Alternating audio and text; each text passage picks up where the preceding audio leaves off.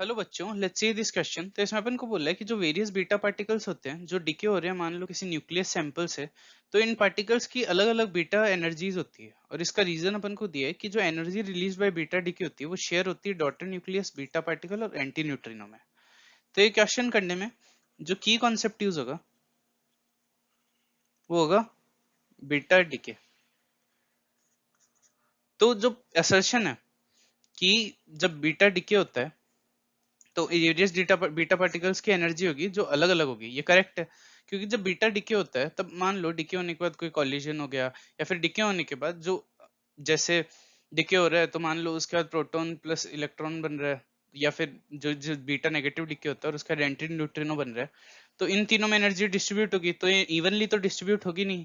तो ये जो असर्शन है वो तो है करेक्ट। अब दूसरा अपन को बोल रहा है कि energy release in beta decay shared by daughter nucleus beta particle and anti neutrino. तो ये ऑप्शन तो गलत हो गया क्योंकि इसने अपन को स्पेसिफाई नहीं किया कि कौन सा बीटा डिके है। अब जैसे एंटी न्यूट्रिनो है, एंटी न्यूट्रिनो तो अपने पास जो नेगेटिव बीटा डिके होता है उसके अंदर प्रोड्यूस होता है। पॉजिटिव बीटा डिके में तो न्यूट्रिनो प्रोड्यूस होता है। तो इसने अपन को सही नहीं बताया, मतलब इसने अपन को स्पेसिफाई नहीं किया कि बीटा डिके पॉजिटिव वाला है कि नेगेटिव वाला है।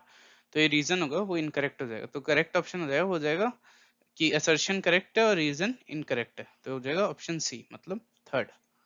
So the final answer is 3. Hope you understand it well. Best of luck.